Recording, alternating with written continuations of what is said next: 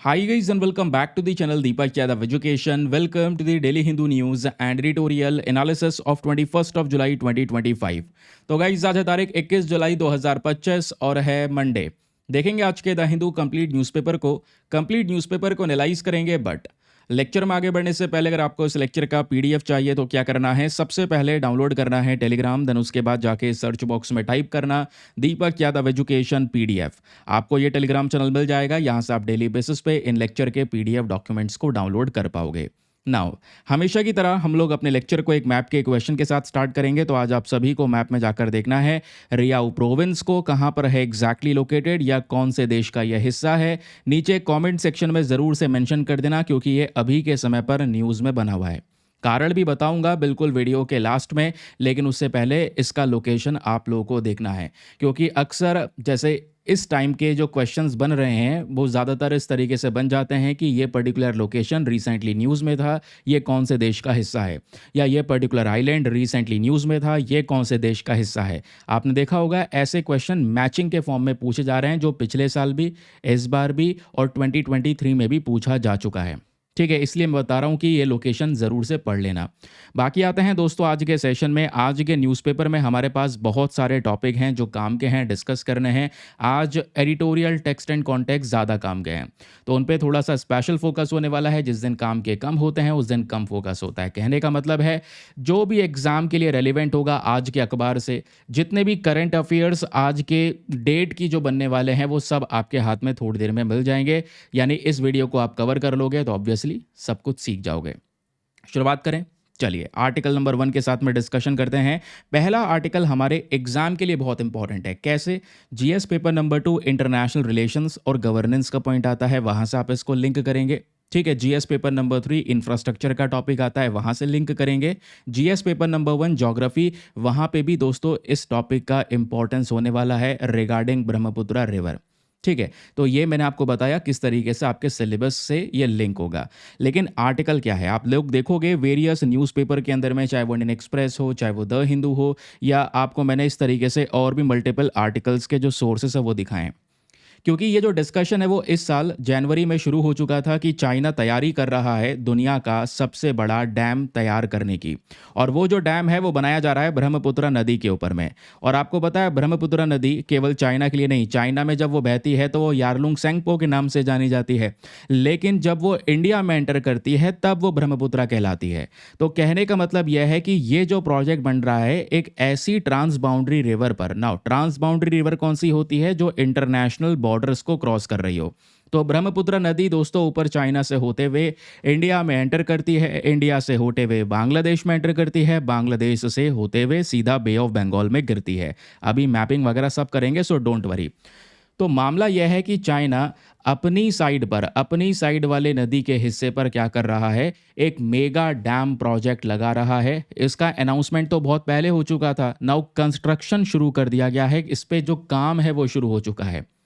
आप पता है कितना कॉस्ट इसमें आ रहा है? इस पूरे प्रोजेक्ट में 167.8 बिलियन डॉलर्स का खर्चा चाइना करने वाला है। एक अल्टीमेट प्रोजेक्ट होने वाला है, या कह सकते हो मैसिव डैम प्रोजेक्ट होने वाला है। यह दुनिया का सबसे बड़ा डैम होगा।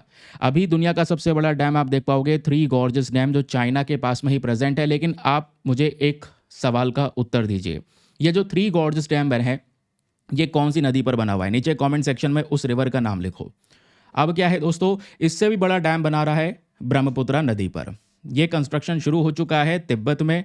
अब ये इंडिया में किस तरीके से इम्पैक्ट करेगा वो समझना हमारे लिए ज़रूरी है। तो आई होप आपको ये जो न्यूज़ है वो समझ में आ चुका है कि ओवरऑल क्या चल रहा है। कि कंस्ट्रक्शन शुरू हो चुका है 167.8 बिलियन डॉलर्स के डैम का, जो ब्रह्मपुत्र नदी पर बन रहा है। और स्पेशली ये प्रोजेक्ट अरुणाचल प्रदेश के पास है। ठीक है, हमारा अरुणाचल प्रदेश जो एक नॉर्थ ईस्टर्न स्टेट है। अगर मैं एग्जैक्ट लोकेशन दिखाऊं तो यहाँ पर ये रहा एक शानदार सा मैप। यहाँ पर देखोगे दोस्तों, इस नदी की हम बात कर रहे हैं, यह है यारलुंग सेंगपो। ये नदी दोस्तों इस तरीके से तिब्बत में ओरिजिनेट होती है और ये पूरे चाइना में बहते हुए फिर ये इंडिया में एंटर करती है।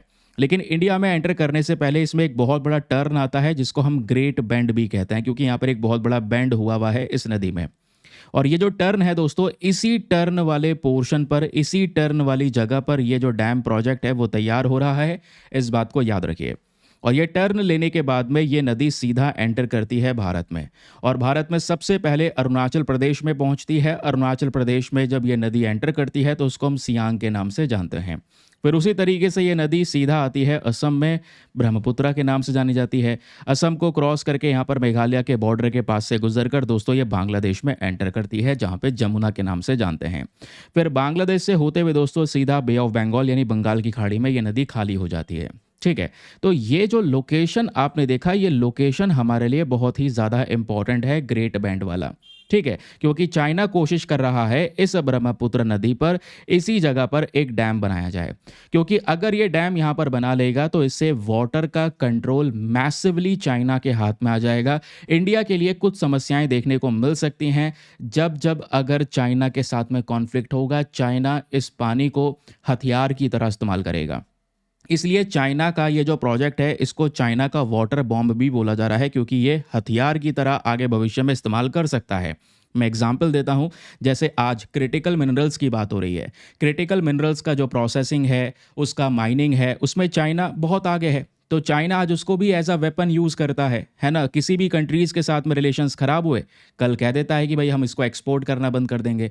इंडिया को भी रेयर अर्थ मैग्नेट्स एक्सपोर्ट करना बंद कर दिए ना, तो इंडिया ने खुद यहाँ पर अपनी जो डिस्कवरी है वो करना शुरू करी। ठीक है, ये चीज़ें याद रखेगा कि ये वेपन की तरह इस्तेमाल किया जा सकता है भविष्य में। इसका जवाब हमें कैसा देना होगा या जवाब हम किस तरीके से दे रहे हैं वो भी आपको पता होना चाहिए। तो ये प्रोजेक्ट कहाँ पे बन रहा है ये क्लियर हो गया। एग्जैक्टली आप लोगों से पूछ लेगा वो शहर कौन सा है जहाँ पे ये प्रोजेक्ट बन रहा है, तो उस शहर का नाम है न्यांगची सिटी।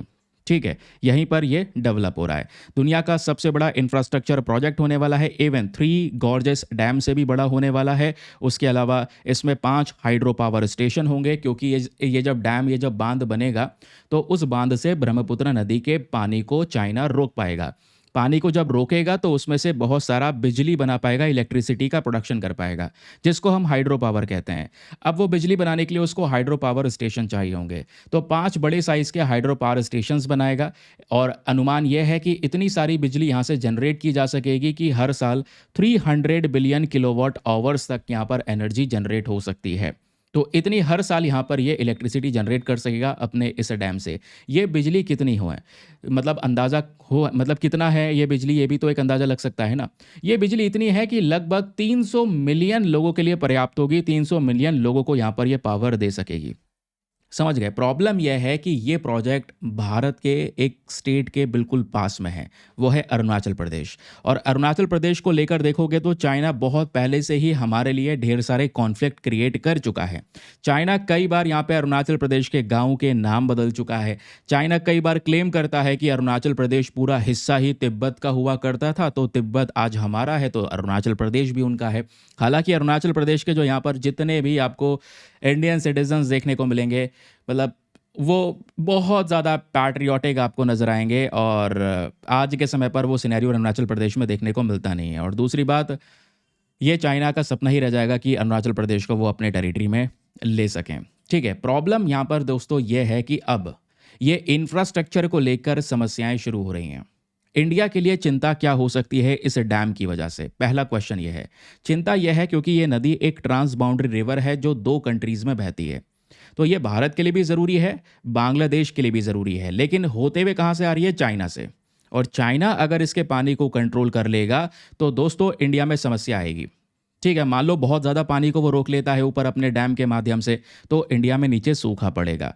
और बहुत ज़्यादा पानी उसने रोक लिया, बरसात हो गई, अब उसे पानी छोड़ना है तो वो एकदम से अचानक से पानी छोड़ सकता है।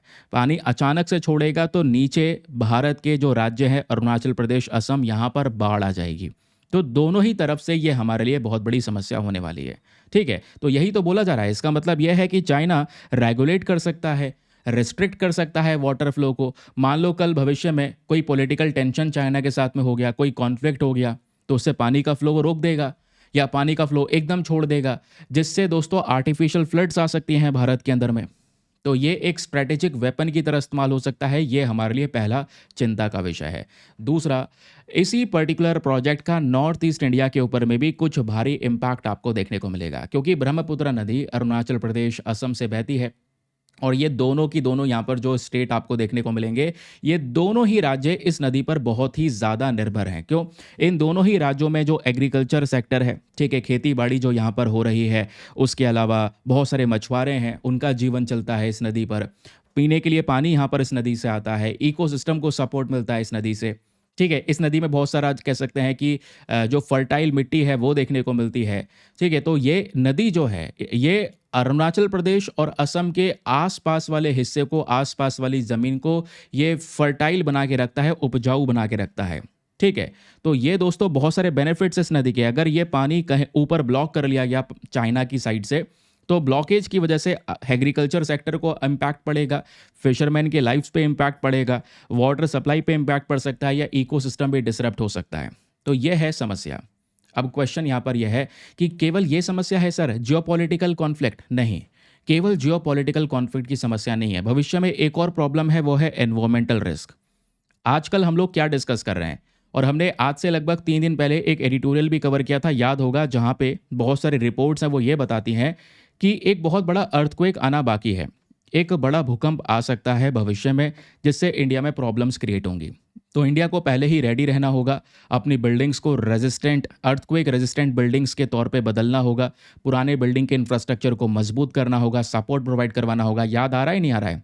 ये सब हमने डिस्कशन किया था। और इस अर्थक्वेक को लेकर भारत के अंदर में 5 जोन्स आपको देखने को मिल जाएंगे, है ना? जो 5वां जोन है वो सबसे ज़्यादा खतरनाक है। 5वां जोन ये वाला रीजन कहलाता है जो बिल्कुल डार्क रेड कलर का है। 5वां जोन मतलब यहाँ पे भूकंप आने के सबसे ज़्यादा रिस्क हैं। सबसे ज़्यादा भूकंप आते भी हैं और भविष्य में भी रिस्क सबसे ज़्यादा है। ये बिल्कुल एकदम रेड जोन में आता है। और यहीं पर दोस्तों अरुणाचल प्रदेश है, जिसकी अभी हम बात कर रहे हैं। और यहीं पर वो नदी है जो एंटर करती है। ठीक है, यहीं पर उस नदी का बैंड है और यहीं पर ये डैम का प्रोजेक्ट बनाया जा रहा है। तो प्रॉब्लम यह है कि भविष्य में चाइना तो डैम बना लेगा अपना ये। अब डैम बनाने के बाद में कहीं इत्तेफाक से बहुत बड़ा भूकंप आ जाए, तो अगर भूकंप आ गया तो ये डैम डैमेज हो सकता है। जहां ये बांध टूटा, वहां इस बांध का जो पानी है दोस्तों वो रुक नहीं पाएगा, डैम फेल हो जाएगा। और वो सारा का सारा पानी कहां पर आएगा? इंडिया में, अरुणाचल प्रदेश, असम में अचानक से, बिल्कुल अचानक एक झटके में बाढ़ आ जाएगी। ये प्रॉब्लम है। और आपको पता है कि ऊपर तिब्बतन, ये तिब्बतन प्लेट्यू अलग है, और नीचे यहाँ पर जो टेक्टोनिक प्लेट्स हैं, इन बाउंड्रीज के बीच में हलचल हो रही है। इन बाउंड्रीज के बीच में जो एक्टिविटीज़ हैं कुछ मेजर करी गई हैं पहले भी। तो ये यहाँ पर बताया जा रहा है कि एक समस्या ये हो सकती है जो भारत के लिए चिंता पैदा करती है। दूसरी तरफ ये आपको बता ही चुका हूँ कि ब्रह्मपुत्र नदी जब ये पानी आता है इंडिया में बड़े लेवल पर, तो हमारे खेत, उसके अलावा एग्रीकल्चर सेक्टर के अलावा बायोडाइवर्सिटी, प्लांट्स, एनिमल्स के लिए बहुत इंपॉर्टेंट रिवर है ये। तो कहीं ना कहीं इसको भी नुकसान पहुंचेगा। तो एनवायरमेंट को किस तरीके से नुकसान पहुंच रहा है वो आपने समझ लिया। लेकिन क्वेश्चन यह है कि इतना कुछ होने के बावजूद भी चाइना इस प्रोजेक्ट को डेवलप कर रहा है। रीज़न क्या है? रीज़न है चाइना के 3 इंपॉर्टेंट मोटिवेशन। चाइना कहता है कि अगर हमने ये डैम बना दिया तो डैम हाइड्रो पावर एनर्जी को जनरेट करेगा इनॉर्मस लेवल पर। इतनी ज़्यादा बिजली को प्रोड्यूस किया जाएगा कि 300 मिलियन लोगों की बिजली की ज़रूरत पूरी की जा सकेगी। तो पहला टारगेट चाइना का ये है कि हाइड्रो पावर से, यानी पानी से बिजली बना रहे होंगे तो कोयले के ऊपर निर्भरता चाइना की कम हो जाएगी। दूसरा इनका टारगेट है नेशनल प्रेस्टीज, कि भाई दुनिया का सबसे बड़ा डैम चाइना में होगा, वर्ल्ड्स लार्जेस्ट डैम। तो इससे यहाँ पर चाइना का नाम ऊपर आएगा। तीसरा यहाँ पर ये कहते हैं वो है स्ट्रैटेजिक लेवरेज। ये कहते हैं कि देखो, जो एक बहुत बड़ी बाउंड्री है, ट्रांस बाउंड्री रिवर है, स्पेशली एक नदी, ब्रह्मपुत्र नदी बहुत इंपॉर्टेंट नदी है। इस पे जो कंट्रोल है चाइना वो अपना बना के रखेगा, जिससे जब भी कोई कॉन्फ्लिक्ट होगा बिटवीन इंडिया एंड चाइना तो उसमें जियोपॉलिटिकल एज जो है वो चाइना के पास में रहे, एक जीत जो है वो चाइना के पास में रहे। तो ये चाइना के 3 इंपॉर्टेंट मोटिवेशन है जिसकी वजह से इस डैम पर काम चल रहा है। लेकिन क्वेश्चन ये है, तो सर इंडिया क्या कर रहा है? भारत का क्या रिस्पॉन्स है? भारत की क्या पोजीशन है करंट समय पर? इंडिया ने एक्सपर्ट लेवल मैकेनिज्म पे काम किया है। एक्सपर्ट लेवल मैकेनिज्म साल 2006 में हम लोगों ने बनाया। ये एक्सपर्ट लेवल मैकेनिज्म है क्या एग्जैक्टली? ये एक प्लेटफॉर्म है भारत और चाइना के बीच में। ये एक ऐसा प्लेटफॉर्म है जहां पर इंडिया और चाइना पानी से संबंधित समस्याओं के ऊपर में डिस्कशन करते हैं, बातचीत करते हैं। चाइना कुछ हाइड्रोलॉजिकल डेटा शेयर करता है कि हाँ भाई, जब बाढ़ आती है या फ्लड वाला सीजन होता है तो उस समय पर ये कुछ डेटा हमारे पास में आता है। तो इंडिया चाहता है कि हम ज़्यादा ट्रांसपेरेंसी को मेंटेन कर पाएँ, चाइना ज़्यादा खुलकर डिटेल्स हमारे साथ में शेयर करे कि जब बाढ़ आती है मई से अक्टूबर के बीच में तो क्या स्थिति होती है। आप डैम बना लोगे, बाढ़ आ जाएगी, पानी छोड़ना पड़ा तो हमको दिक्कत हो जाएगी। तो रेगुलर बेसिस पे हम चाहते हैं कि चाइना जो है वो डेटा शेयर करता रहे। दूसरा, हमें अगर इस पर्टिकुलर प्रॉब्लम से बचना है, जो हम अनुमान लगा रहे हैं कि फ्यूचर में ये समस्याएं हो सकती हैं, तो इसके लिए हमें खुद का काउंटर डैम बनाना होगा। फॉर एग्जाम्पल, जो ये नदी आ रही है दोस्तों इस तरीके से, जब ये इंडिया में एंटर करेगी तो भारत में भी एक डैम बना लो। चाइना मान लो ऊपर डैम बना रहा है इस पर्टिकुलर रेंज में, तो एक डैम आप नीचे बना लो। अगर वो ऊपर से ज़्यादा पानी छोड़ देता है, तो ज़्यादा पानी छोड़ देगा तो आप यहाँ पर स्टोर कर पाओगे, जिससे जो फ्लड है असम या फिर अरुणाचल प्रदेश वाले रीजन में, वो जो बाढ़ है उसको रोका जा सकेगा, क्योंकि पानी इस वाले डैम में स्टोर हो जाएगा और फिर धीरे धीरे करके इस पानी को रिलीज़ किया जाएगा। ठीक है। या तो फिर जो पानी की ज़रूरत है, थोड़ा थोड़ा पानी अगर यहाँ पर छूटेगा तो पानी को हम स्टोर कर सकते हैं अपने इस वाले डैम में, जिससे हम लोग स्टोर करने के बाद में अपनी एग्रीकल्चर की समस्या या फिर इलेक्ट्रिसिटी को लेकर हम भी काम कर सकते हैं। लेकिन तब समस्या किसको आएगी? तब आएगी दोस्तों नीचे जो बांग्लादेश प्रेजेंट है उसको। ठीक है, क्योंकि ये नदी घूमकर फिर बांग्लादेश में जाती है। अब फिर बांग्लादेश को यहाँ पर ये पानी नहीं मिल पाएगा। बांग्लादेश में ये जो सूखा है, ड्राई रीजन्स हैं, ये बढ़ने शुरू हो जाएंगे। तो बांग्लादेश भी अपना जो कंसर्न है वो करंट समय पर यहाँ पर दिखाता है। समझ गए? लेकिन अभी के लिए हमें अपनी केयर करनी है। पहले जियोपॉलिटिक्स में सबसे पहले अपने आप को देखो, अपने भविष्य को देखो। इंडिया जो है अपना खुद का डैम बना रहा है ब्रह्मपुत्र नदी पर, और जो भारत में डैम बन रहा है दोस्तों वो अरुणाचल प्रदेश में बनेगा। ये इंडिया ने खुद का अनाउंसमेंट कर दिया है। इससे वाटर राइट्स को हम प्रोटेक्ट कर पाएंगे, खुद पावर जनरेट कर पाएंगे, फ्लड कंट्रोल्स को कंट्रोल कर पाएंगे, और जितने भी पॉपुलर इंडियन प्रोजेक्ट्स हैं, for example Dibang multipurpose project हो गया, अपर सियांग हाइड्रो पावर प्रोजेक्ट्स हो गया, कुछ ऐसे इंपॉर्टेंट प्रोजेक्ट्स आपको देखने को मिलेंगे जो डेवलप होंगे। समझ रहे हैं? तो ये डैम हम लोग यहाँ पर बना रहे हैं। नीचे डैम बनाना ज़रूरी भी है, क्योंकि ऊपर से अगर पानी छूटा भी तो हम उसको थोड़ा सा काउंटर कर पाएँ। इंडिया ने दोस्तों इस पूरे समस्या को एक स्पेशल रिप्रेजेंटेटिव डायलॉग में उठाया भी था दिसंबर 2024 में, यानी पिछले साल की बात कर रहे हैं। तो जो हमारे नेशनल सिक्योरिटी एडवाइज़र हैं अजीत डोभाल जी, इन्होंने चाइनीज़ फॉरेन मिनिस्टर के साथ में डिस्कशन किया था, और ये कहते हैं कि भाई भारत और चाइना दोनों मिलकर इनको हाइड्रोलॉजिकल कोऑपरेशन में ज़्यादा डीपली काम करना होगा। ये वाटर से संबंधित समस्याओं में ज़्यादा मिलजुल कर रहना होगा, क्योंकि ये समस्या बहुत बड़ी समस्या है। क्योंकि केवल एक देश की बात नहीं हो रही है, भारत के बहुत बड़े रीजन की बात हो रही है, फिर दूसरा देश बांग्लादेश की बात हो रही है। इन सब पर असर पड़ सकता है। ठीक है, मैंने आपको बताया ना कि जो चिंता है अब वो किसके लिए बढ़ेगी? इंडिया तो चलो डैम बना रहा है, इंडिया डैम बना लेगा, कहीं ना कहीं अपनी समस्याओं को टैकल करेगा। क्वेश्चन उठता है बांग्लादेश के लिए कि भाई दोनों जो पानी था, मेन पानी वो चाइना ने रोक लिया, बचा कुचा पानी इंडिया ने रोक लिया। अब जो पानी है दोस्तों वो बांग्लादेश तक जाएगा नहीं जाएगा, ये क्वेश्चन है। इससे रिवर फ्लो कम हो जाएगा, बांग्लादेश के अंदर में ड्राई सीजन बढ़ने लगेगा, बांग्लादेश के अंदर जो एग्रीकल्चर सेक्टर है उस पे लॉन्ग टर्म डैमेज होने वाला है, लंबे समय के लिए बुरा डैमेज होने वाला है।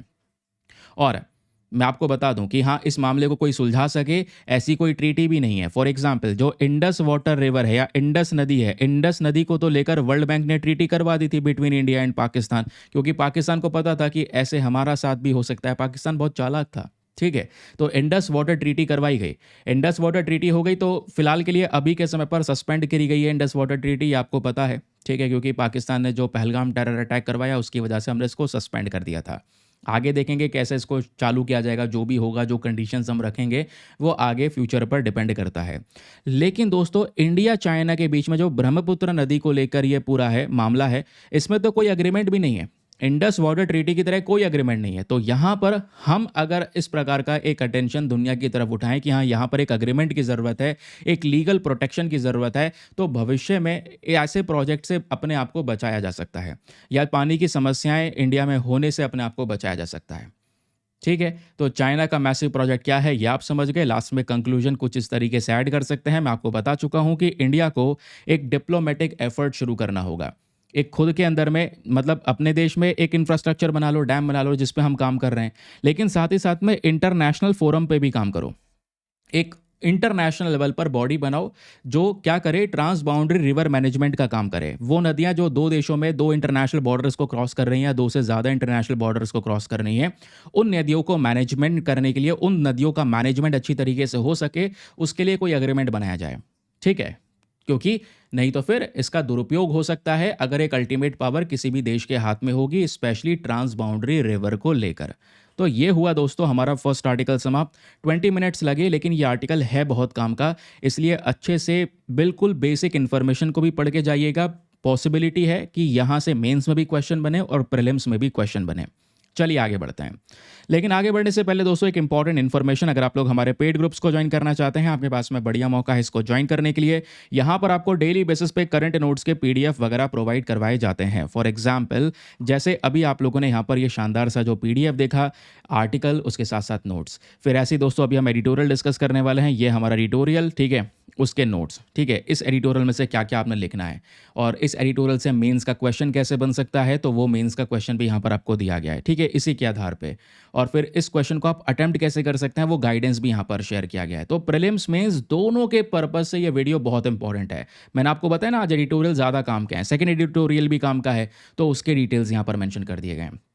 आर्टिकल रीड करो, आर्टिकल रीड करना चाहो तो बढ़िया है, लेकिन उसको इजी फॉर्म में कन्वर्ट करके आपके कुछ नोट्स, बुलेट पॉइंट्स वगैरह प्रोवाइड करवा दिए गए हैं। ये पीडीएफ हिंदी और इंग्लिश दोनों भाषाओं में प्रोवाइड करवाए जाते हैं दोस्तों। लेकिन ये पीडीएफ्स आपको मिलेंगे कहाँ पर, इसके लिए आप पेड ग्रुप ज्वाइन कर सकते हैं। एक पेड ग्रुप का इनिशिएटिव अपना चलता है, और इस तरीके के पीडीएफ हैं, चाहो तो प्रिंट आउट निकलवा लो, चाहो तो आप ऐसे ही डिजिटली भी रीड कर सकते हैं। ग्रुप को ज्वाइन करने का जो फी पेमेंट है वो कितना है, just 499 for the lifetime access. जब तक आपका सिलेक्शन ना हो जाए तब तक आप 499 में इस ग्रुप को ज्वाइन करके रख सकते हैं। ज्वाइन करने के लिए करना क्या है, व्हाट्सएप पर जाना, यहाँ पर आपको एक नंबर दिया गया है 8534873368। इस नंबर पर मैसेज कर देना कि I want to join this group. वहाँ पे आपको रिप्लाई मिलेगा, पेमेंट का प्रोसेस दिया जाएगा, उससे ज़्यादा इंपॉर्टेंट डेमो वीडियो का लिंक भी मिलेगा। उसको देख सकते हैं, चेक कर सकते हैं, अपने आप को कंप्लीटली सेटिस्फाई करने के बाद में जाकर ये इन्वेस्टमेंट कर सकते हैं। ठीक है, चलें आगे। चलिए दूसरी खबर पर आते हैं। आज एडिटोरियल पर आओगे दोस्तों, देखो international edition, Delhi edition, page number अलग अलग होते हैं, अलग अलग एडिशन। मुझे काफ़ी सारे कमेंट आते हैं, सर मेरे इस दिल्ली एडिशन में ये वाला आर्टिकल नहीं है, मेरे इस चेन्नई एडिशन में ये वाला आर्टिकल नहीं है। फिर कहते हैं कि हाँ सर है, लेकिन पेज नंबर अलग है। सबके एडिशन के पेज नंबर अलग हैं, न्यूज़ सभी में सेम है। ठीक है, आप किसी भी एडिशन का न्यूज़पेपर यूज़ कर लें तो पेज नंबर डिफरेंट डिफरेंट होता है। मैं पेज नंबर बता देता हूँ कई बार, फिर नीचे कमेंट करते हैं काफ़ी से लोग, सर हमारे तो इस पेज पर है नहीं, दूसरे पेज पे होगा लेकिन आर्टिकल होगा, सेम है बिल्कुल, एडिटोरियल तो बिल्कुल सेम होता है। ठीक है, यहाँ पर आप देखोगे पेज नंबर आपका जो दिल्ली एडिशन होगा वो 6 या 7 होगा, जिस पे ये आर्टिकल प्रेजेंट होगा। यहाँ पर जो राइटर हैं, ये देखो राइटर हैं, एक फॉर्मर इंडियन पार्लियामेंट रिप्रेजेंटेटिव रह चुके हैं टुवर्ड्स द यूनाइटेड नेशन। तो इनके जो पॉइंट ऑफ व्यूज़ हैं दोस्तों आर्टिफिशियल इंटेलिजेंस को लेकर, वो बहुत शानदार लगे, और मुझे ऐसा लगा कि यहाँ पर इस आर्टिकल से वाकई में कुछ डिटेल्स हैं जिसको आप मेंस में यूज़ कर सकते हैं, क्योंकि एडिटोरियल अल्टीमेटली आपको मेंस में हेल्प करेगा। ठीक है, कि इंडिया के लिए एआई को लेकर बात क्या है, आर्टिफिशियल इंटेलिजेंस का। देखो एक्चुअली में राइटर ये कहते हैं कि आर्टिफिशियल इंटेलिजेंस का एक बहुत बड़ा सम्मेलन, समिट होने वाला है। उस समिट में दुनिया भर की कंट्रीज प्रेजेंट होंगी और इंडिया भी प्रेजेंट होगा। ये सम्मेलन कब होगा, अगले साल फरवरी 2026 में। तो वहाँ पे इंडिया अपनी एक इमेज को बिल्ड कर सकता है कि इंडिया आर्टिफिशियल इंटेलिजेंस के मामले में एक लीडर है। अब वो इमेज कैसे बिल्ड कर सकते हैं और किस तरीके से इंडिया ने अपना कदम चला है जो दूसरे देशों से अलग है, जो काफ़ी ज़्यादा प्रशंसनीय भी यहाँ पर आपको देखने को मिलेगा। और अब ये कैसे चलने वाला है ये मैं आपको समझाऊंगा। ठीक है, तो जो आर्टिकल है इस पे ध्यान मत देना कि भाई सर यहाँ से ये चीज़ें हैं, ये काम की हैं, ये सब आपके नोट्स बनवा दिए गए हैं। ये आप देखोगे डिटेल से अलग से ये सारी माइन्यूट माइक्रो डिटेल्स सब मेंशन कर रखी हैं, जिसको आप मेंस में बहुत अच्छे से इस्तेमाल कर पाओगे, फालतू की चीज़ें हटाकर काम की चीज़ों पे ध्यान दे पाओगे। ठीक है, तो पिछले कुछ सालों में जब हम बात करते हैं तो आर्टिफिशियल इंटेलिजेंस दुनिया भर की एक प्रायोरिटी बनता चला आ रहा है, जो हम देख पा रहे हैं। भाई चैट जीपीटी आ गया, चैट जीपीटी के अलावा एआई के इतने सारे फीचर्स आ रहे हैं जो लोग दिन भर में इस्तेमाल करते हैं, और लोगों की जो ज़िंदगी है उसको डेली बेसिस पे वो चेंज कर रहा है। हालांकि यहाँ पर ऑब्वियसली देखो चीज़ यह है कि इसके फ़ायदे भी नुकसान भी हैं। इसी एआई का दुरुपयोग भी हो रहा है, लेकिन इसी एआई का बहुत ज़्यादा बेहतरीन तरीके से इस्तेमाल भी हो रहा है। तो क्वेश्चन यही आता है कि अलग अलग देशों की जो सरकारें हैं वो चाहती हैं आर्टिफिशियल इंटेलिजेंस को रेगुलेट करना, कंट्रोल करना। रेगुलेशन के साथ साथ यहाँ पर सेफ्टी को मेंटेन करना, किसी के साथ में कुछ गलत ना हो, क्योंकि एआई का इस्तेमाल करके आपको पता है क्या क्या हो रहा है। तो एआई का अल्टीमेटली हम पब्लिक बेनिफिट के लिए इस्तेमाल करें, लोगों के फ़ायदे के लिए इस्तेमाल करें, ये हमारा मेन पर्पज़ है। ठीक है, तो ऑब्वियसली इसलिए तो एआई लेकर आया गया है ताकि लोगों को ज़्यादा से ज़्यादा फ़ायदा मिल सके। तो राइटर कहते हैं कि अब भारत के पास में एक बहुत बड़ा अवसर है, एक अपॉर्चुनिटी है, और वो अपॉर्चुनिटी यह है कि फरवरी 2026 में एआई इम्पैक्ट समिट आने वाला है, और इस वाले समिट को इंडिया लीड कर सकता है। इस पूरे डिस्कशंस में इंडिया बहुत आगे निकल सकता है, अपने बेहतरीन सजेशंस को मेंशन कर सकता है। इंडिया ये बता सकता है कि कैसे आर्टिफिशियल इंटेलिजेंस लोगों के लिए सर्व कर सकता है। और यहाँ पे डेवलपिंग कंट्रीज, डेवलप्ड कंट्रीज सब शामिल होंगी। याद रखिएगा, तो डेवलपिंग कंट्रीज के लिए भी भारत अलग से काम कर सकता है। अब वो काम करेगा क्या क्या, ये सुनिए। यहाँ पर मेंशन किया जाता है कि देखो, दुनिया आज के समय पर बटी हुई है आर्टिफिशियल इंटेलिजेंस के मामले में। कहोगे दुनिया बटी हुई है मतलब, भाई कुछ कंट्रीज चाहती हैं कि आर्टिफिशियल इंटेलिजेंस पर पूरी तरह से सख्ती बना दी जाए, यानी इसको बहुत ही ज़्यादा स्ट्रिक्टली रेगुलेट किया जाए। कुछ कंट्रीज़ यहाँ पर चाहती हैं नहीं, इतना ज़्यादा रेगुलेशन सही नहीं होगा, तो इसमें ज़्यादा चीज़ों को फ्री रखा जाए। तो जैसे इसी आधार पर दुनिया बट गई। फॉर एग्जाम्पल, यूएसए ये कहता है कि अगर हम ज़्यादा ही आर्टिफिशियल इंटेलिजेंस पर कमर कसने लगेंगे, रेगुलेशन लगाएंगे, तो इससे नए आविष्कार नहीं हो पाएंगे। तो इसलिए ज़्यादा लॉज वगैरह मत लेकर आओ, ज़्यादा एआई को कंट्रोल करने की कोशिश मत करो, ये यूएसए कहता है। यूरोप कहता है कि देखो, हम तो चाहते हैं भाई इसको बहुत सख्त तरीके से रेगुलेट करना। इवन आज यूरोप से रिलेटेड एक और आर्टिकल है जहां पर मेंशन ये भी किया जा रहा है कि जो यूरोप है वो बच्चों के लिए सोशल मीडिया को किस तरीके से बैन करने की तैयारी कर रहा है, ताकि बच्चों के पास में पोर्नोग्राफी का एक्सेस ना मिल पाए। जो बेहतरीन मैं कहूँगा स्टेप है, आगे हम लोग समझेंगे उसके बारे में। वो भी एक पूरा एक डिटेल्ड आर्टिकल है जो टेक्स्ट एंड कॉन्टेक्स्ट पर पब्लिश हुआ है।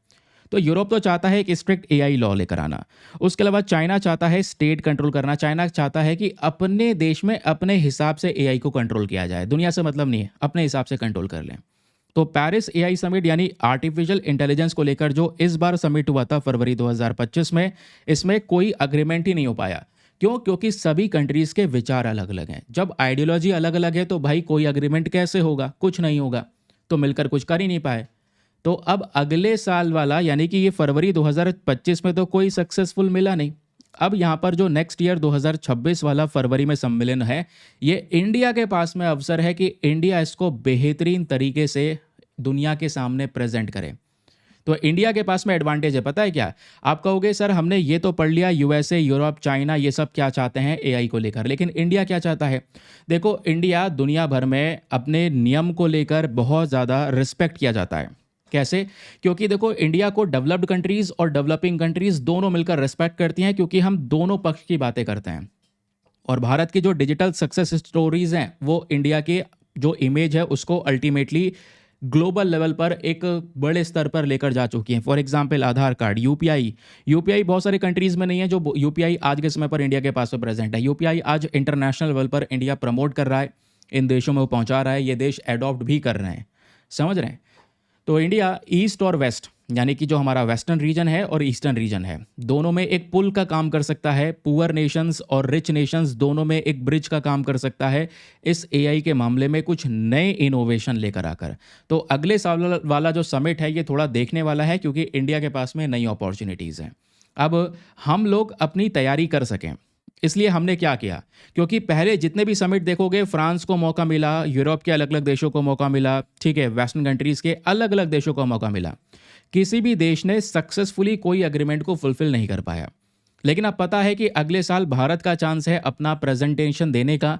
तो इंडिया का जो मिनिस्ट्री ऑफ इलेक्ट्रॉनिक्स और इंफॉर्मेशन टेक्नोलॉजी यानी आईटी है, इन्होंने एक पब्लिक कंसल्टेशन लॉन्च कर दिया माई गवर्नमेंट प्लेटफॉर्म पर। तो माई गवर्नमेंट प्लेटफॉर्म करके एक एप्लीकेशन है, वहाँ पर जो सरकार है वो लोगों से थोड़े से सजेशन मांग रही है कि हम एआई में क्या क्या कर सकते हैं। तो सिटीजन्स, स्टूडेंट, रिसर्चर, स्टार्टअप्स, ये सब ने मिलकर अपने सजेशन देने चालू कर दिए। सरकार ने बस खाली अपने देश से एक क्वेश्चन किया माई गवर्नमेंट प्लेटफॉर्म पे। क्वेश्चन यह है कि how can artificial intelligence be used to benefit everyone, not just tech companies. यानी ये जो एआई है वो केवल टेक्नोलॉजिकल कंपनीज के लिए फ़ायदेमंद ना हो, ये एआई हमारे लोगों के लिए भी फ़ायदेमंद हो। ऐसा हम क्या कर सकते हैं, ज़रा अपने सजेशन शेयर कीजिए। अब भारत से बहुत सारे सजेशन जा रहे हैं, तो लगभग यहाँ पर आर्टिकल में जो हमारे राइटर हैं इन्होंने 5 इंपॉर्टेंट जो सजेशन इंडिया के लोगों के साइड से दिए गए हैं, वो 5 सजेशंस इन्होंने यहाँ पर मेंशन करे। अब वो 5 सजेशन है क्या? पहला सजेशन है कि make pledge and take progress. Writer यहाँ पर ये कहते हैं कि पहला सजेशन इंडिया को दिया गया है वो क्या है? वो है अकाउंटेबिलिटी, कि ये आर्टिफिशियल इंटेलिजेंस का जो सम्मेलन होगा इसमें हर एक देश शामिल हो, कंपनी हो, यूनिवर्सिटी हो, सबको यहाँ पर आना होगा और ये सभी मिलकर एक एआई गोल को, एक कॉमन एआई गोल को अनाउंस करेंगे। और इन सब की अपनी खुद की अलग अलग जिम्मेदारी होगी। फॉर एग्जाम्पल, पहला सजेशन यह है कि सबकी जिम्मेदारी होगी, जो कंपनी है कंपनी को ये अपना गोल सेट करना होगा कि कंपनी अपने डेटा सेंटर्स के अंदर में बिजली का उपयोग कम से कम करेंगे। ठीक है, क्योंकि इलेक्ट्रिसिटी का यूज़ होता है आज आर्टिफिशियल इंटेलिजेंस में बहुत ज़्यादा, तो ये जो कंपनी है वो अपने इलेक्ट्रिसिटी यूज़ को कम करे डेटा सेंटर में, ये कंपनी का गोल होना चाहिए। दूसरा, यूनिवर्सिटी का ये गोल होना चाहिए कि जो आर्टिफिशियल इंटेलिजेंस है ये भविष्य है आने वाले समय का। ठीक है, तो ये जो आर्टिफिशियल इंटेलिजेंस के कोर्सेज हैं ये रूरल गर्ल्स को, गांव वाले क्षेत्रों की जो यहाँ पर बच्चियां हैं उनको ये कोर्सेज पढ़ाने होंगे, इनको इसके बारे में जानकारी देनी होगी, ताकि भविष्य में एक अच्छा कह सकते हैं कि जो रोज़गार है वो उसको सिक्योर कर सकें। तो यूनिवर्सिटीज़ को ये काम सौंप सकते हैं। जो सरकार है, सरकार से हम कह सकते हैं कि एआई का इस्तेमाल करके अपने देश के नागरिकों को हेल्थ एडवाइस जारी करें, ताकि देश के जो लोग हैं वो हेल्दी रहेंगे। अगर हेल्दी रहेंगे तो काम अच्छा करेंगे, ओवरऑल इकोनॉमी को आगे बढ़ा पाएंगे। तो ये जो गोल्स हैं, ये गोल को पब्लिकली लिस्ट करना होगा। और ऐसा नहीं है कि ये गोल, ये सारे लोग अगर गोल डिसाइड कर लेंगे तो गोल डिसाइड करके चले गए अपने अपने घर, अपने अपने देश, नहीं। इस गोल को पब्लिकली लिस्ट करना होगा और लिस्ट करने के बाद में इसको एक साल में ट्रैक करना होगा कि हमने कितना काम किया है, कितना काम नहीं किया है। जैसे हमारे स्कूल का रिजल्ट होता है, स्कूल के रिजल्ट से ही तो पता चलता है रियल प्रोग्रेस आपने कितना किया, आपके कितने मार्क्स आ रहे हैं, कितनी जानकारी आपको है, कितना पढ़ के गए थे या नहीं गए थे। ठीक है, तो यहाँ पर रियल प्रोग्रेस ज़्यादा ज़रूरी है, स्पीचेस ज़रूरी नहीं है, क्योंकि आप घोषणा करके चले जाएंगे कि ये करेंगे और करेंगे कुछ नहीं तो कोई फ़ायदा नहीं है। तो उसको ट्रैक करना ज़रूरी है, हर एक एक साल में रिपोर्ट सामने लेकर आना ज़रूरी है। समझ गए? तो पहला काम ये कर सकते हैं। दूसरा, यहाँ पर ये राइटर कहते हैं कि इंडिया इंडिया को दूसरी बात क्या रखनी होगी अगले साल इस सम्मेलन में। इंडिया को दूसरी बात ये रखनी होगी कि हम कुछ फंड्स वगैरह क्रिएट कर सकते हैं, और वो जो फंड्स है उससे जो एआई है वो डेवलपिंग कंट्रीज़ में प्रमोट किया जा सकता है। कि पहले तो इंडिया को मेक श्योर ये करना होगा जितने भी डेवलपिंग कंट्रीज़ हैं, अफ्रीका के बहुत सारे देश हैं जो बहुत पीछे रह गए हैं आज के समय पर, वो भी इस पर्टिकुलर सम्मेलन में पार्टिसिपेट करें। उनके लिए कुछ फंड्स को डेवलप किया जाए, और फंड्स डेवलप करने के बाद में ये जो एआई मॉडल हैं जिन देशों के पास में नहीं है, वो एआई मॉडल उन देशों को भी प्रोवाइड करवाया जाए। समझ गए?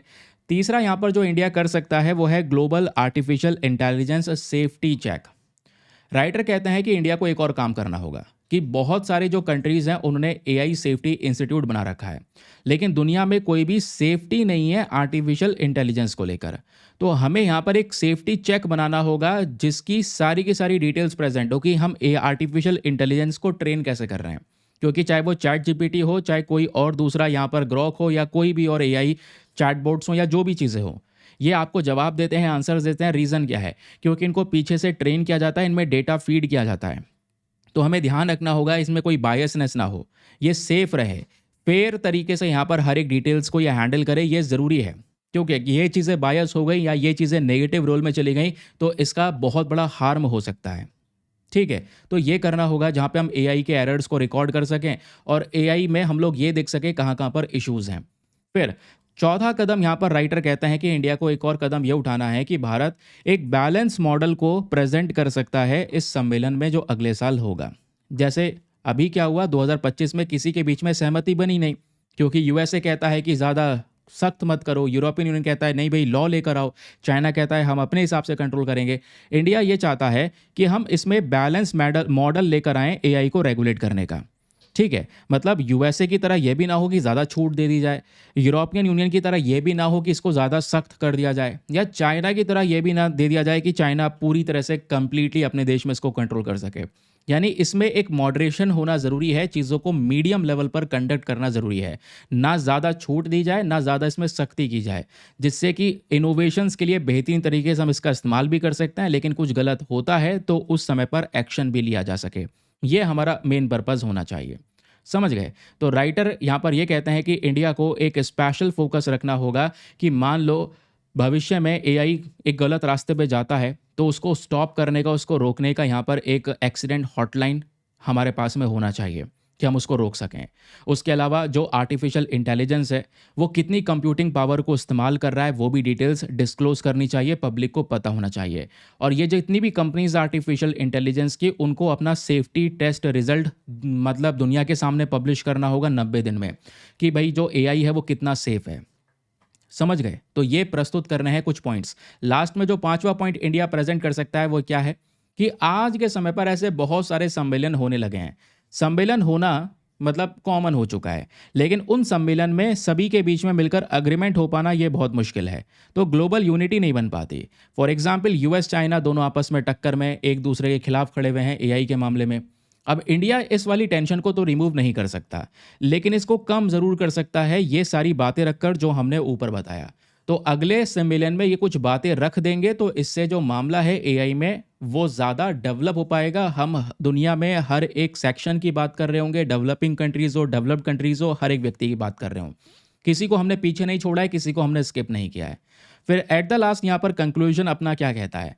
ये कहता है कि India doesn't need to create a new global AI authority. हमें कोई अलग से बॉडी बनाने की ज़रूरत नहीं है। जो है उसी पे ही दुनिया आपस में सहमत होकर काम करे, वो ज़्यादा ज़रूरी है। समझ रहे हैं? उसी में ही हम यहाँ पर डेवलपिंग कंट्रीज़ को सपोर्ट कर दें, वो ज़्यादा ज़रूरी है। तो अगर इंडिया अपना सक्सेसफुल हो जाता है इस दूसरे वाले समिट में, जो समिट आने वाला है, तो इंडिया दोस्तों यहाँ पर एक लीडर की तरह दिखाया जाएगा ग्लोबल एआई गवर्नेंस के मामले में, कि यहाँ आर्टिफिशियल इंटेलिजेंस में जहाँ पर दुनिया के अलग अलग अग्रीमेंट्स थे, उसमें इंडिया ने दुनिया के बीच में यूनिटी को बनाया, सेफ्टी को मेंटेन करने के लिए ये अपने अपने पॉइंट्स को व्यक्त किया। तो इंडिया की जो इमेज है एआई गवर्नेंस के मामले में वो बड़े लेवल पर सेट होगी। तो ये हो गया लास्ट में कंक्लूजन। आई होप आपको क्लैरिटी मिल चुकी है कि राइटर यहाँ पर क्या कहना चाहते हैं। अब मैं चाहता हूँ कि आप यहाँ पर दोस्तों एक मेंस का क्वेश्चन लिखें इसी आर्टिकल के आधार पे, क्योंकि ये टॉपिक आपका GS paper number 3 science and technology के पॉइंट ऑफ व्यू से इंपॉर्टेंट है। आंसर लिखने के बाद में कहाँ पे सबमिट करना है वो भी पता चलेगा, बट क्वेश्चन पहले देख लो। ये क्वेश्चन इंग्लिश में भी है और क्वेश्चन आपका हिंदी में भी है। क्वेश्चन क्या कहता है कि India has the opportunity to shape global discourse on artificial intelligence. Bharat के पास में वो अवसर है कि दुनिया को आर्टिफिशियल इंटेलिजेंस के मामले में नई चीज़ें प्रेजेंट कर सकता है, प्रमोट कर सकता है कि कैसे दुनिया साथ में आ सकती है, कैसे आर्टिफिशियल इंटेलिजेंस को सेफ बनाया जा सकता है, ह्यूमंस का रोल इसमें ज़्यादा हो सकता है। इसी के आधार पर आपने डिस्कस करना है कि भारत कैसे अपना जो डिजिटल पब्लिक इंफ्रास्ट्रक्चर है या अपना जो डिप्लोमेटिक स्टैंडिंग है दुनिया भर में एआई को लेकर वो अपना रिफ्रेम करेगा। इसमें कुछ आप नई चीज़ ऐड करना चाहते हैं, कुछ नई पॉलिसी बताना चाहते हैं कि इंडिया को ये प्रोपोज करना चाहिए, अगले साल के समिट में ये बताना चाहिए, एआई को लेकर ये करना चाहिए, तो आप उसको भी यहाँ पर मेंशन कर सकते हैं। ठीक है, तो एक शानदार सा क्वेश्चन है जिसको अटेम्प्ट कीजिएगा। तो ये हिंदी में भी प्रेजेंट है, इसको रीड कर लेना। ठीक है, और आराम से यहाँ पर इसका आंसर लिखना। और आंसर लिखने के बाद में कहाँ पे सबमिट करना है? टेलीग्राम पर जाना, वहाँ पे जाके सर्च बॉक्स में लिखना Deepak Yadav education mains group. जैसे आप फुल फॉर्म लिखोगे मेरा टेलीग्राम चैनल मिल जाएगा।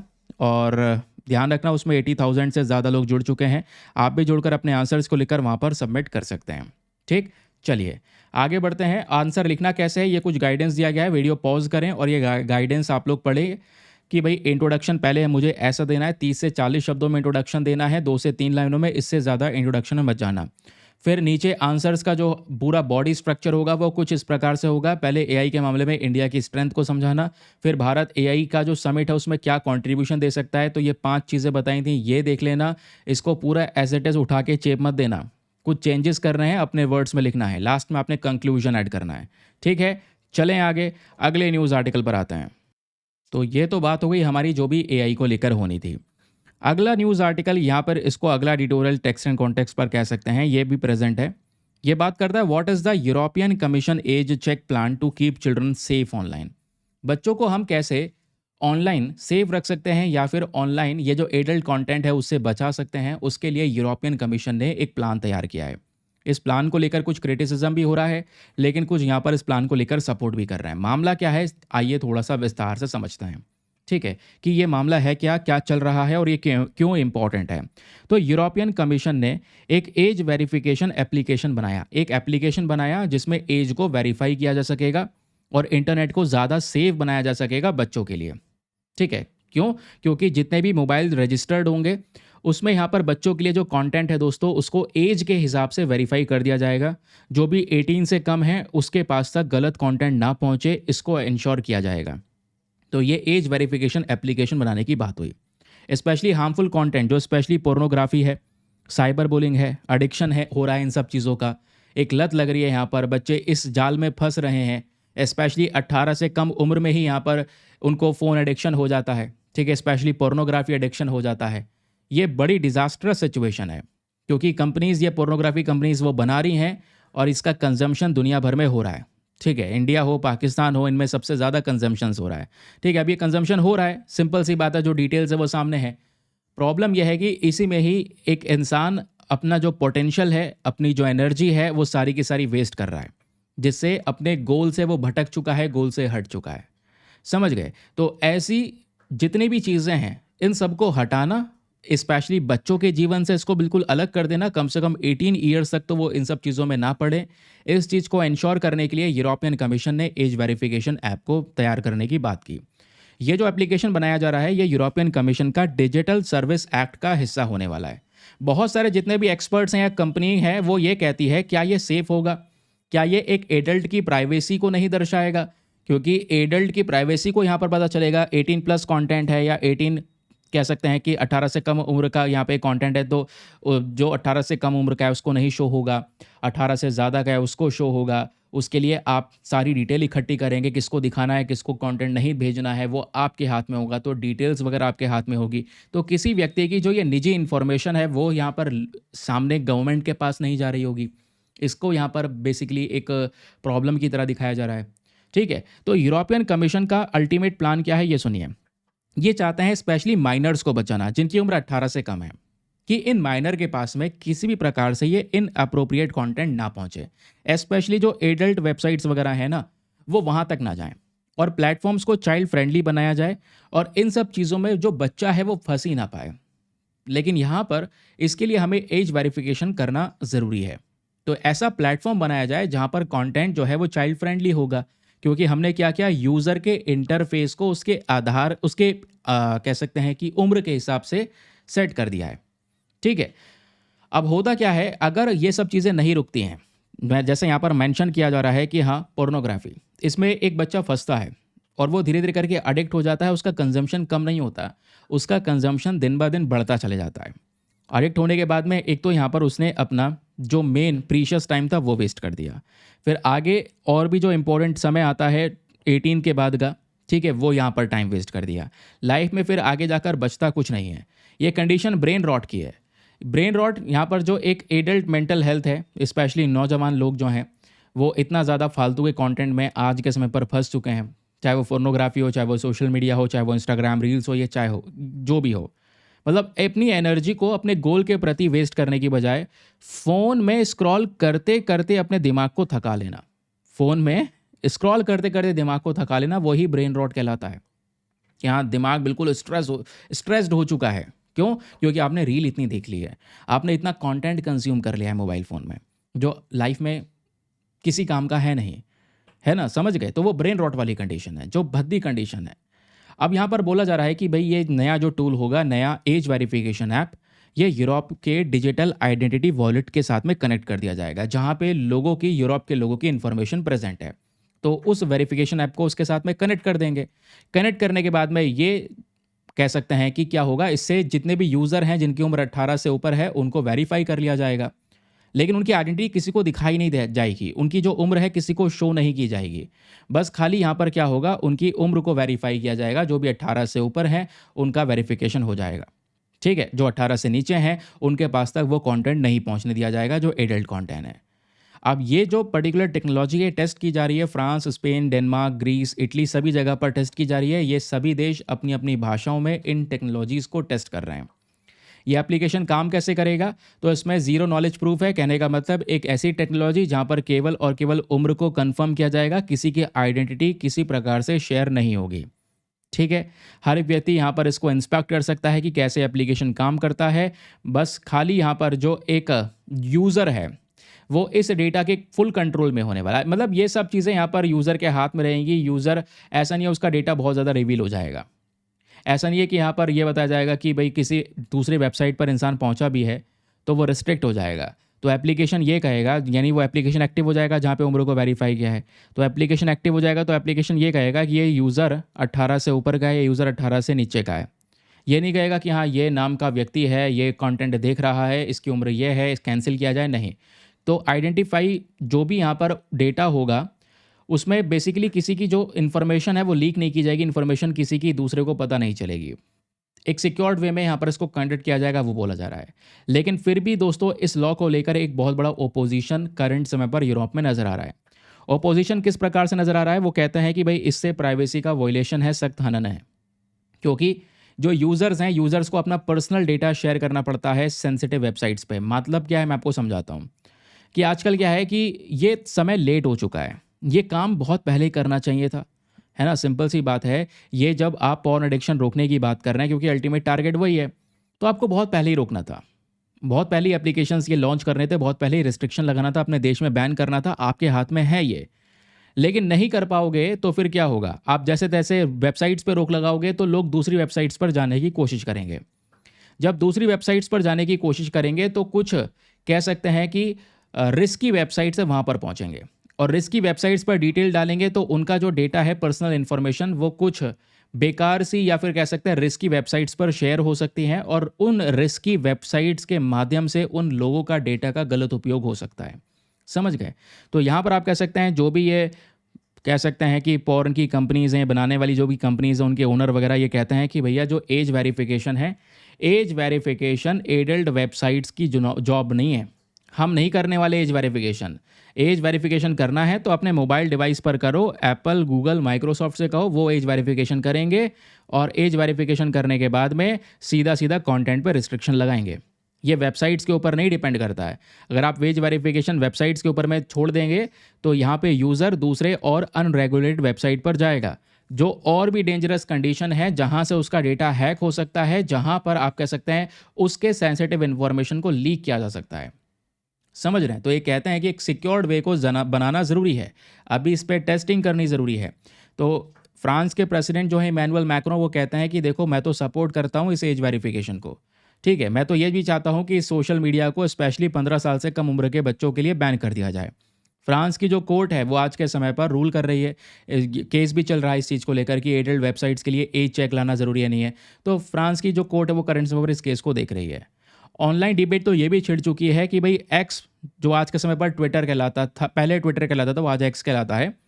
ऐसे प्लेटफॉर्म पर भी जो कंटेंट है वो एडल्ट कंटेंट शेयर हो रहा है, खुलकर शेयर हो रहा है, ओपनली शेयर हो रहा है।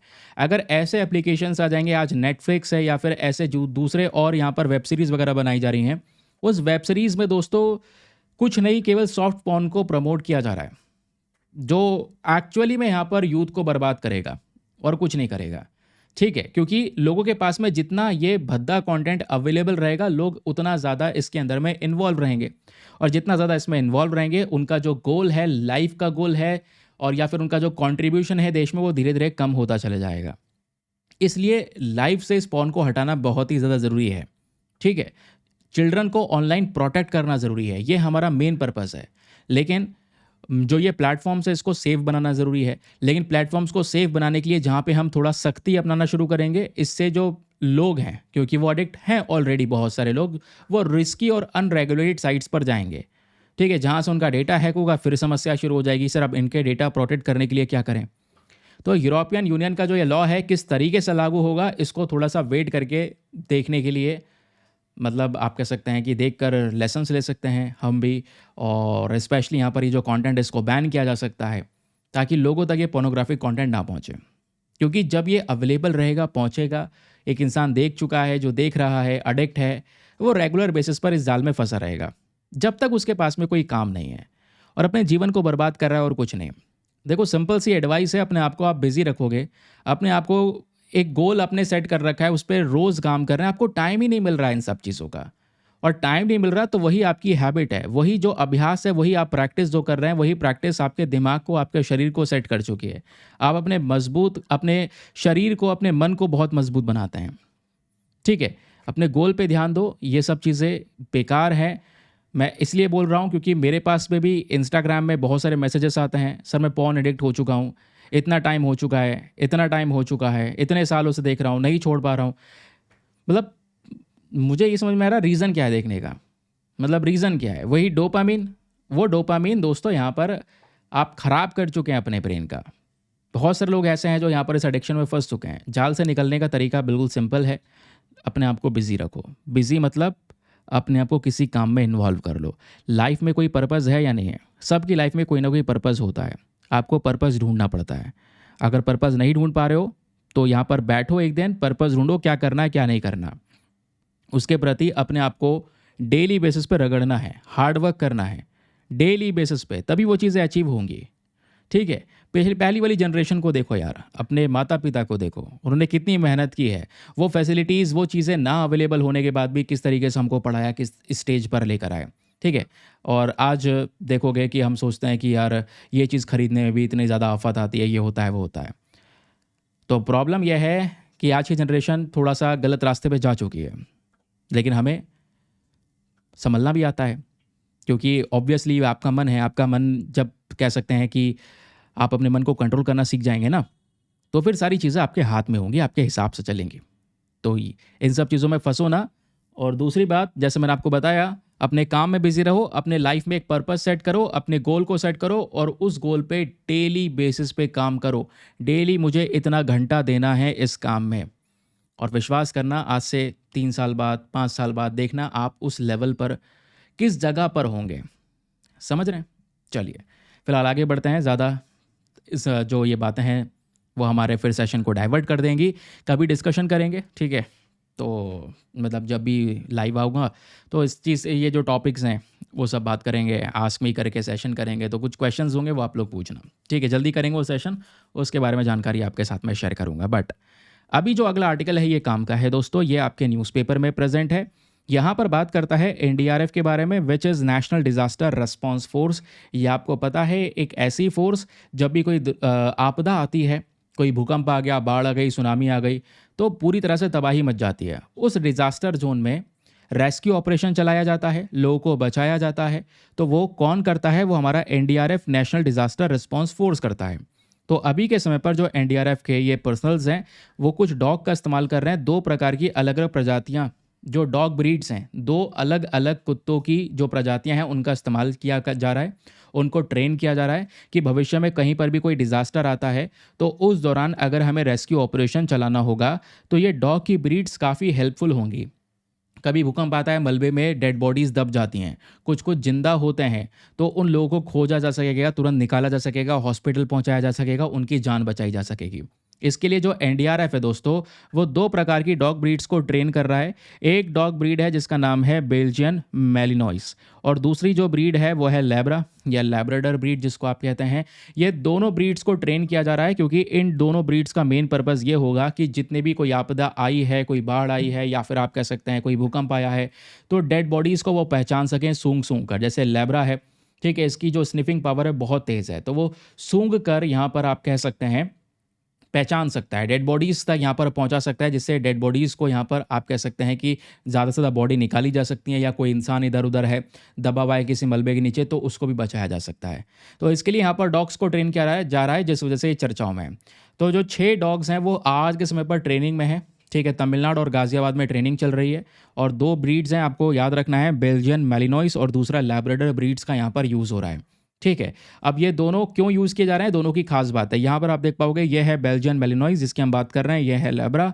ठीक है, बेल्जियन मैलिनॉइस की बात होती है तो बताया जाता है कि इसके पास में जो अलर्टनेस है वो बहुत ही ज़्यादा मजबूत है, मतलब एकदम कह सकते हैं अलर्ट रहता है ये, है ना। इसको ट्रेन किया जा सकता है, स्पेशली आतंकवादी के ऊपर अटैक करना है, पैरालाइज करना है उसे, तो ऐसे भी यहाँ पर दोस्तों इस बेल्जियन वाले ब्रीड को ट्रेन किया जा सकता है। ये बेल्जियन ब्रीड अपने स्टैमिना के लिए जाने जाता है। इसका स्टैमिना बहुत हाई होता है, काटने की ताकत, बाइट करने की ताकत, इसका जबड़ा बहुत मजबूत है, इंटेलिजेंस और फोकस के लिए जाना जाता है। ज़्यादा प्रोफेशनल है, ज़्यादा एक्टिव है, ज़्यादा एनर्जेटिक आपको ये देखने को मिलेगा, तो इसके लिए इसका इस्तेमाल ज़्यादा होता है। दूसरा जो लैब्राडोर है, रिट्रीवर है, ठीक है, तो इसका यूज़ कैसे होता है, ये ज़्यादा डोसाइल है, मतलब इसकी जो नोज़ है ना, ओला फैक्ट्री सेंसेस जो हैं वो बहुत मजबूत हैं, इंप्रेसिव हैं। मैंने बताया कि स्निफिंग के मामले में बहुत आगे है, तो उसकी सूंघने की शक्ति बहुत तगड़ी है। हालांकि ये थक बहुत जल्दी जाता है, लेकिन सूंघने की बहुत ज़्यादा शक्ति है, और हमें इस ऑपरेशन में एक सबसे ज़्यादा तेज़ी से स्निफ करने वाला जो डॉग है वही चाहिए होगा, जो तुरंत यहाँ पर डेड बॉडीज़ का पता लगा सके। तो उसकी ट्रेनिंग चल रही है, इनको तैयार किया जा रहा है, भविष्य में कोई ऑपरेशन चलाना हो तो उसके लिए यहाँ पर हम रेडी रहें। अब ये ट्रेनिंग किस में हो रही है, एनडीआरएफ में हो रही है, याद रखिएगा, एनडीआरएफ ही यहाँ पर ये काम कर रहा है। तो एनडीआरएफ ये कुछ डॉग्स को ट्रेन कर रहा है ताकि भविष्य में ऑपरेशन में यूज़ किया जा सके। नाउ ये एनडीआरएफ क्या है, आइए फटाफट डिस्कस कर लेते हैं नेशनल डिजास्टर रिस्पांस फोर्स के बारे में। ये जो बॉडी है दोस्तों, इसको बनाया गया था डिज़ास्टर मैनेजमेंट एक्ट 2005 के सेक्शन नंबर 44 के तहत। ठीक है, इसका फॉर्मेशन कैसे होता है ये सुनिएगा। तो इसका फॉर्मेशन कैसे होता है, स्टार्टिंग में साल 2006 में इसके 8 यूनिट्स होते हैं और वो 8 यूनिट्स धीरे धीरे बढ़ते बढ़ते आज के समय पर 16 यूनिट्स हो चुके हैं। तो 16 बटालियंस हैं एनडीआरएफ के। जितने भी लोग आपको इसमें देखने को मिलेंगे वो सीएपीएफ से भी हैं, जो इसमें कंट्रीब्यूशन देते हैं, योगदान देते हैं। जैसे सीएपीएफ में आप देख पाओगे हमारा बॉर्डर सिक्योरिटी फोर्स हो गया, बीएसएफ के अलावा सेंट्रल रिजर्व पुलिस फोर्स हो गया, central industrial security force, Indo Tibetan border police, सशस्त्र सीमा बल, असम राइफल्स। ये कुछ आप देख पाएंगे दोस्तों, कुछ पर्सनल्स हैं जो हमारी सीएपीएफ से बिलोंग करते हैं और ये सभी पर्सनल्स इसमें शामिल हैं, याद रखिएगा। ठीक है, तो ये 16 बटालियंस तक एक्सपैंडेड हो चुका है आज के समय पर। इन सभी अलग अलग यूनिट से हमारी फोर्सेस में तैनात होती हैं। एनडीआरएफ के जो यहाँ पे लोग हैं ये मल्टी स्किल्ड होते हैं और डिज़ास्टर्स को हैंडल करने की काफ़ी अच्छी कैपेबिलिटी इनके पास में होती है, क्योंकि शुरू से ही इनको इसके प्रति ट्रेन किया जाता है। तो कोई बाढ़ आ गई हो, साइक्लोन आया हो, भूकंप आया हो, लैंडस्लाइड हो गई हो, बिल्डिंग कोलैप्स हो गई हो, ट्रेन रोड एक्सीडेंट हुआ हो, वहाँ पर ये अपने रेस्क्यू ऑपरेशंस को चलाने के लिए जाने जाते हैं। ठीक है, उसके अलावा एंगेजमेंट देखोगे तो इंटरनेशनल लेवल पर भी किया जाता है। फॉर एग्जांपल जापान में फुकुशिमा डिजास्टर हुआ, ये पता था। अर्थक्वेक आया, सुनामी आई, जिससे रेडिएशन लीक हुआ जापान में। तो उस दौरान भी एक बड़े ऑपरेशन में हमारे एनडीआरएफ ने पार्टिसिपेट किया था।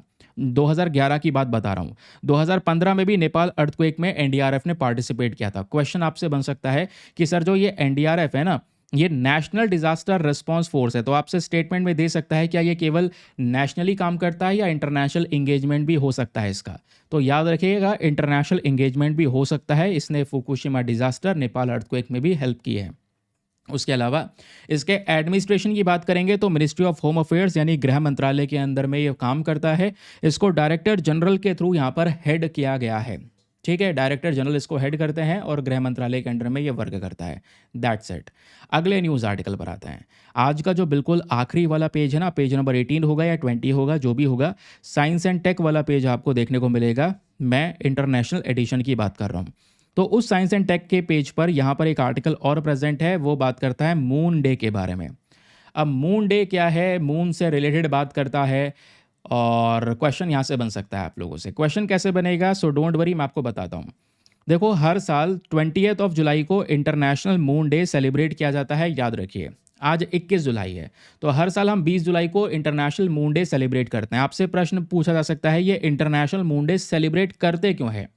क्योंकि दोस्तों, इतिहास में जो अपोलो 11 मिशन किया गया था 1969 में, इस मिशन में पहली बार एक इंसान चंद्रमा पे उतरा था, नील आर्मस्ट्रॉन्ग। तो पहली बार यहाँ पर एक व्यक्ति चंद्रमा पे उतरे।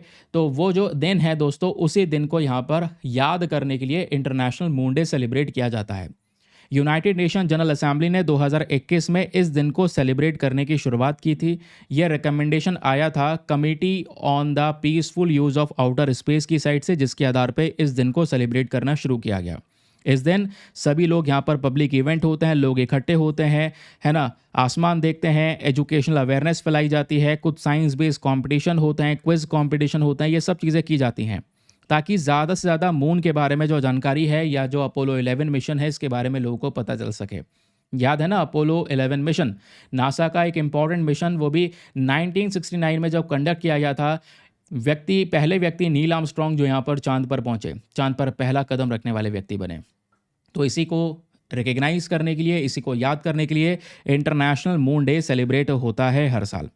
ठीक है, तो अपोलो 11 मून लैंडिंग हुआ था 1969 में, ये बात आपको पता चल चुकी है, पहली बार इतिहास में हुआ। उसके बाद अभी तक ऐसा मिशन नहीं हुआ है, अभी तक कोई भी दूसरा व्यक्ति यहाँ पर नहीं पहुँचा है चांद के ऊपर में, मतलब दूसरे और मिशन के अंदर में नहीं पहुँचा है। तो यूनाइटेड नेशन ने ऑफिशियली इसको रिकग्नाइज कर दिया, उससे पहचान मिल गई।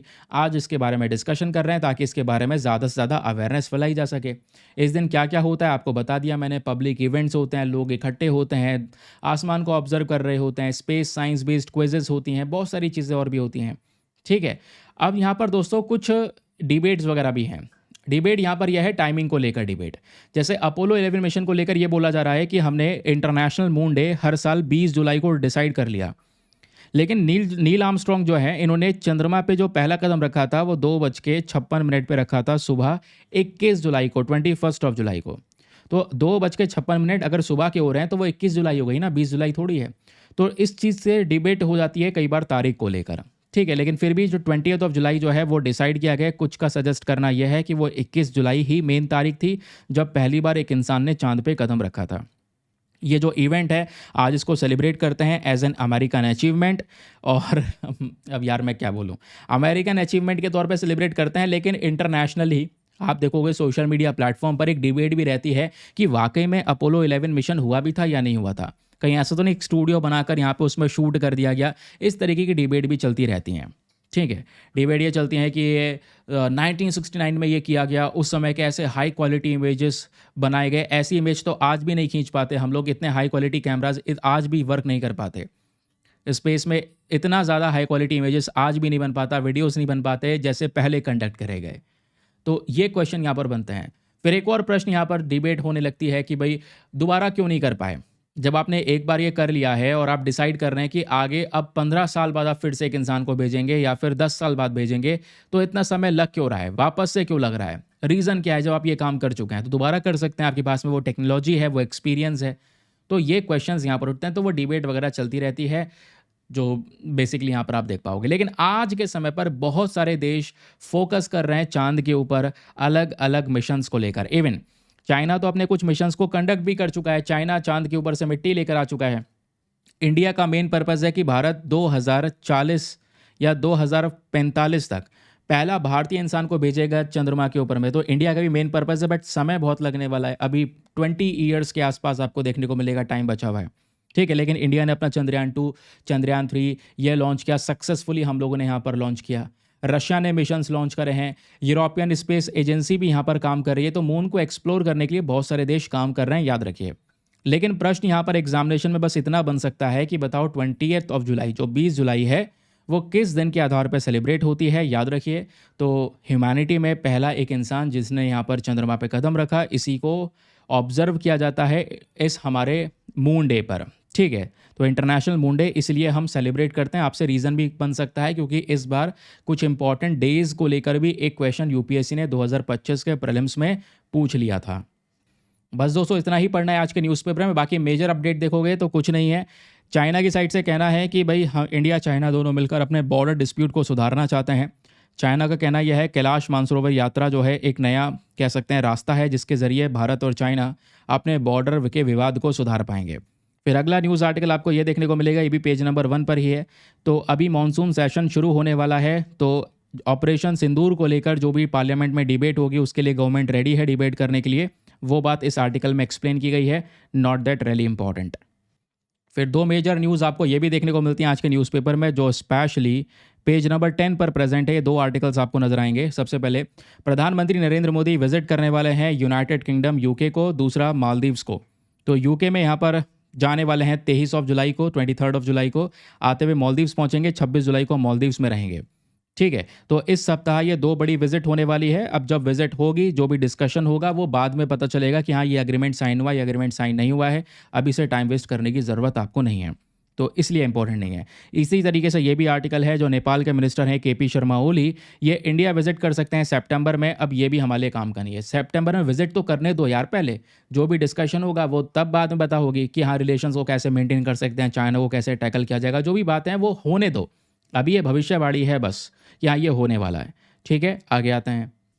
फिर अगला आर्टिकल ये है भाई जस्टिस यशवंत वर्मा इनको रिमूव करने की बात हो रही थी, तो तैयारी हो चुकी है। क्योंकि आपको पता है एक जज को रिमूव करना है तो इम्पीचमेंट के प्रोसेस से गुजरना होगा। लोकसभा के 100 एमपीज़ का साइन चाहिए, राज्यसभा के 50 मेंबर्स का साइन चाहिए।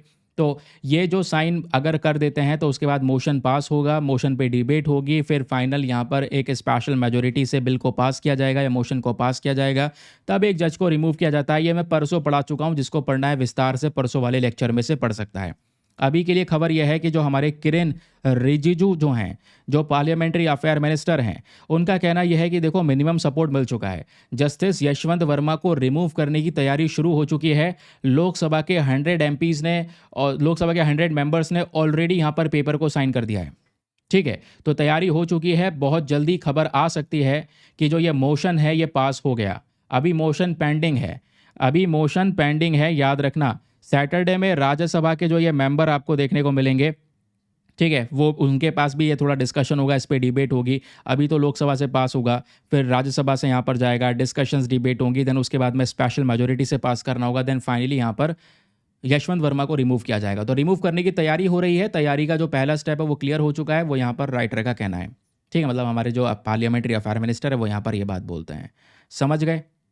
तो वेट करो, यहाँ पर ही पता चलेगा एग्जैक्टली क्या होगा। बस भाई ख़त्म सेशन। अब यहाँ पर ये आखिरी पेज आ गया आज के न्यूज़पेपर का। एडिटोरियल हम डिस्कस कर ही चुके हैं। आखिरी पेज में जो ये इंटरनेशनल मूड है ये कवर हो चुका है। बाकी मैंने आपको आज एक मैप का लोकेशन बोला था, मैप में जाकर देखने के लिए। क्या बोला था? रियाऊ प्रोविंस को जाकर मैप में अच्छे से देख लेना। ये रियाऊ प्रोविंस कहाँ पर है दोस्तों? ये अभी न्यूज़ में है, याद रखना, इसलिए बोला था। ये इंडोनेशिया में है। तो यहाँ पर क्या हुआ, बड़ी भयानक आग लगती है पीटलैंड में, और रियाऊ प्रोविंस के अंदर में 20 जुलाई 2025 को, ठीक है, 20 जुलाई को, यानी कल की बात कर रहे हैं। तो उस वजह से यहाँ पर ये चर्चाओं में। तो याद रखने का, रियाऊ प्रोविंस कहाँ पर है? ये इंडोनेशिया में प्रेजेंट है। तो ये था दोस्तों आज का हमारा डिस्कशन। आई होप आपको मज़ा आ चुका होगा। ये हमारी पेड ग्रुप की इन्फॉर्मेशन, जिसको आप ज्वाइन कर सकते हैं, वहाँ पे नोट्स मिल जाएंगे। आज का सेशन हल्का फुल्का है लेकिन काम का है। मिलते हैं आप लोगों से नेक्स्ट वीडियो में। आज के लिए bye bye, have a nice day, thank you and जय हिंद।